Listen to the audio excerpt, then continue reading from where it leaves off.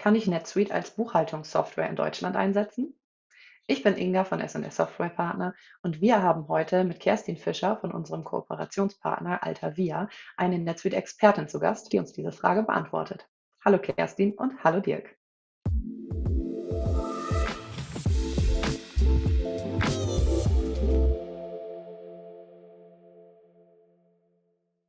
Ja, danke Inga. Hallo Kerstin. Kerstin, du bist schon seit weit über 10 Jahren NetSuite ERP-Beraterin und kennst dich exzellent aus.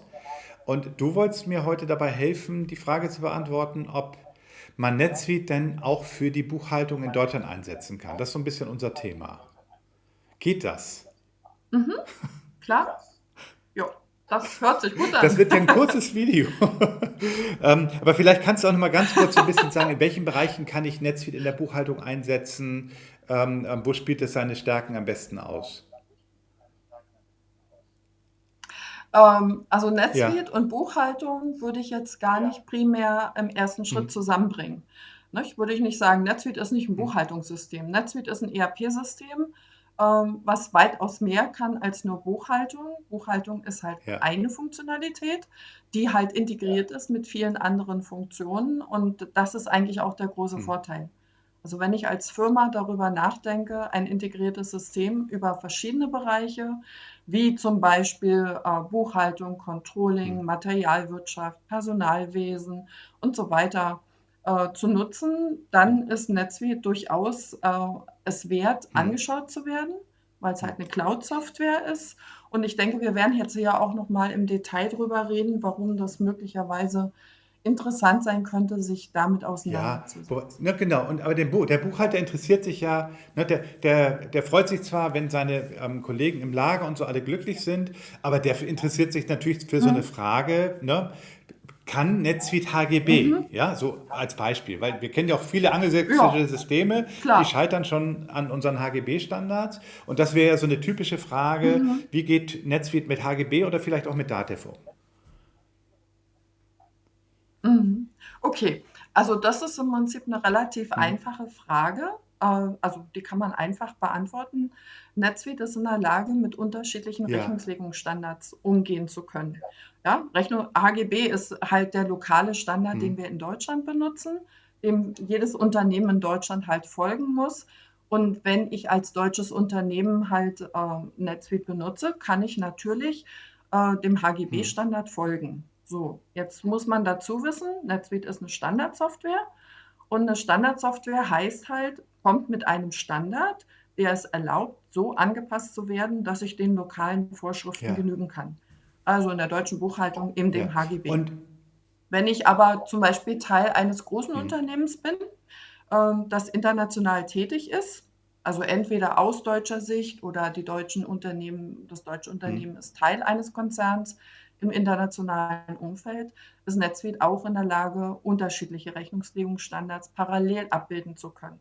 Das heißt also, in beiden Richtungen ist es möglich, NetSuite nutzbar zu Kann ich, machen. Ja, wenn ein ja, amerikanisches Unternehmen eine deutsche Firma ja, wenn ich, aufkauft, das heißt, also, das kann durchaus ist das sein, dass ich machbar. sage, die Muttergesellschaft arbeitet mit dem Einkontenplan und wir haben hier eine deutsche Tochtergesellschaft, die ist jetzt akquiriert worden und die arbeitet vielleicht mit SKR 03 oder mit SKR 04 oder im eigenen Kontenplan. Dann kann ich die beiden miteinander Mhm, verbinden. Ich muss natürlich ein mhm, Mapping machen, damit ich konsolidiere.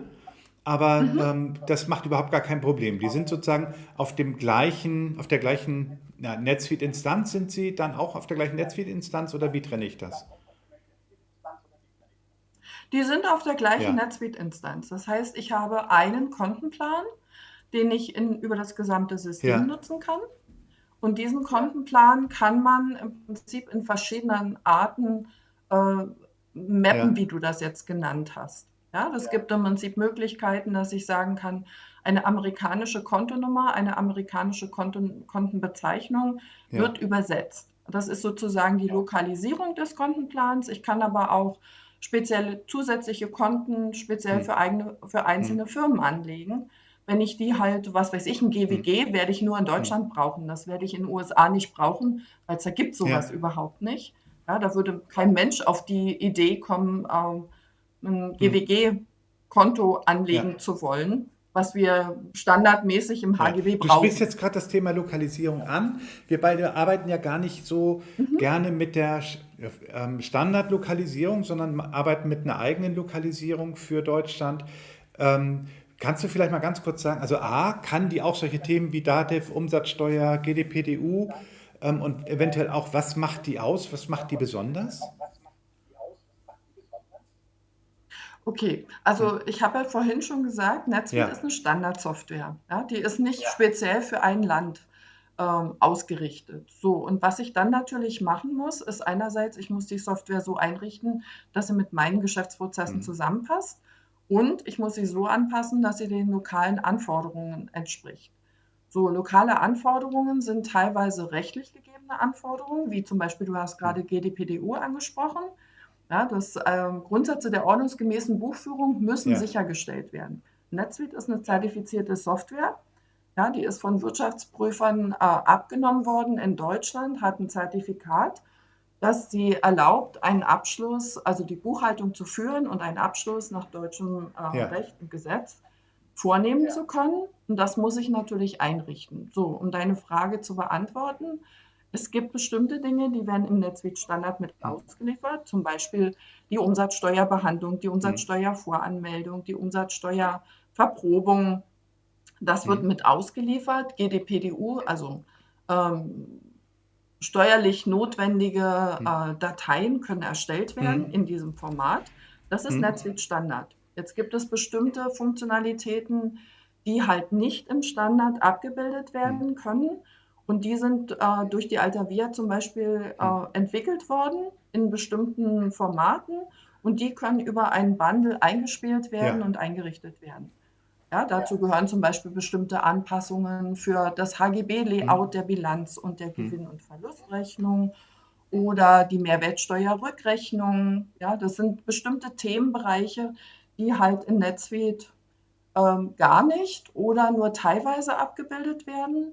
Und man würde halt sozusagen eine Lokalisierung, die teilweise durch den Standard abgedeckt ist und teilweise die Lokalisierung, die man durch Zusatzentwicklungen ähm, in das System mit reinbringen kann, um sich das Leben halt auch Ja, einfacher zu machen. das heißt, wir können Grundsätze ordnungsgemäßer Buchführung, wir können eine HGB-Bilanz, wir können die Mhm, G&V, wir haben eine ganze Menge Reports mhm, wie mhm, BWA und so weiter, wo sich der deutsche Kunde auch dann wiederfindet. Ähm, und all diese Dinge finde ich in NetSuite wieder als deutscher Buchhalter. Ähm, aber es mhm. gibt ja noch das ganze Thema revisionssichere Ablage. Gerade jetzt, ich meine, wir leben in Zeiten, wo wir die E-Rechnung halt wirklich verpflichtend jetzt einführen in den nächsten Monaten und Mhm. Jahren. Ähm, wie sieht das denn damit aus? Wie geht NetSuite mit Eingangs- und Ausgangsrechnung um, mit Dokumenten? Wie mache ich die revisionssicher? Wie bilde ich das ab? Also NetSuite ist ein Ja, ERP-System und ist nicht eine revisionssichere ja, Archivierung. Also das muss man ganz klar sagen. Das ist nicht Teil der ja. NetSuite-Implementierung. Durch Zusatzprodukte kann man das aber durchaus Hm, erreichen. Ja? Also es gibt Anbieter, die man hm, anbinden kann. Das ist im Prinzip auch einer der ganz großen Vorteile von NetSuite, dass man halt sehr viele Anbieterprodukte, die man als hm. Zusatzfunktionalität benötigt, dass man die einfach anbinden kann und damit kann man das dann auch abdecken. So, jetzt hast du zwei Themen angesprochen. Du hast revisionssichere Archivierung angesprochen Hm. und E-Rechnung, was in meinen Augen zwei Themen Ja. sind, die natürlich irgendwo was miteinander zu tun haben, aber Hm. durchaus separat betrachtet werden könnten. Also ab 1.1.25 gibt es ja Hm. die Anforderung, dass ein Unternehmen in der Lage sein muss, E-Rechnungen zu verschicken bzw. Hm. zu empfangen. Mit dieser Übergangsperiode, die wir haben. Die Lokalisierung von Altavia bietet die Möglichkeit, dass man E-Rechnungen an Hm. Kunden auch jetzt schon Hm. versenden kann. Also diese Funktionalität, die gibt es schon. Das ist auch jetzt nicht irgendwie was ganz Spezielles, sondern das kann man Ja. halt einrichten. Wir haben das bei vielen Kunden, haben wir das jetzt auch schon Ja. umgesetzt. Und für die Eingangsseite, da sind wir im Moment noch dran. Gemeinsam natürlich auch mit Hm. NetSuite und anderen Anbietern, weil das letztendlich ist ja noch nicht ganz klar definiert, wie dieser Standard Hm. aussieht. Ja, im Moment diese E-Rechnungen, die wir verschicken an Kunden, die haben ja das sind ja diese großen Kunden, die letztendlich Hm. Portale haben, die eigentlich eine vordefinierte Schnittstelle haben, wie die Rechnungen übergeben werden Hm. sollen, in welchem Format. Und das können wir im Moment schon Hm. abdecken. Für die Eingangsseite, da Ja. sind wir noch dabei. Ja, aber letztendlich die Richtung wird Ja. wahrscheinlich sein, dass es über Das Paket heißt, geht. wir können mit NetSuite E-Rechnung, wir müssen ein Dokumentmanagement für eine revisionssichere Ablage anbinden. Da gibt es entsprechende Mhm. Schnittstellen. Ja, Wir erfüllen alle ja. HGB-Standards. Wir erfüllen die Grundsätze Mhm. ordnungsgemäßer Buchführung mit, da kommt noch ein D dahinter, mit Datenverarbeitung oder sowas kommt da, glaube ich, dahinter. Ne? Ähm, wir können HGB. Das ist ja eigentlich, ich sag mal, sehr entspannend dann. Ne? Ich Ja. meine, weil viele deutsche Unternehmen kommen mit NetSuite zusammen, weil sie ein Cloud-ERP suchen oder weil sie zum Beispiel in internationalen Konstellationen mit asiatischen und amerikanischen Unternehmen zusammenarbeiten, wo Mhm. NetSuite noch ein bisschen weiter verbreitet ist als hier. Mhm. Ähm, und Mhm. von daher finde ich deine Message super. Ganz lieben Dank dafür, Kerstin. Ja? Und Gern dann zurück zu geschehen. Inga. Tschüss. Vielen Dank für diese Einblicke, Kerstin. Wer noch Fragen zum Einsatz von NetSuite hat, sei es im Bereich der Buchhaltung oder auch in anderen Bereichen, der darf natürlich gerne auf uns zukommen. Unsere Kontaktdaten und auch Links zu weiteren Informationen findest du unten in der Beschreibung zum Video. Und wenn du auch künftig unsere NetSuite-Videos nicht verpassen möchtest, dann abonniere gerne unseren Kanal. Bis dann!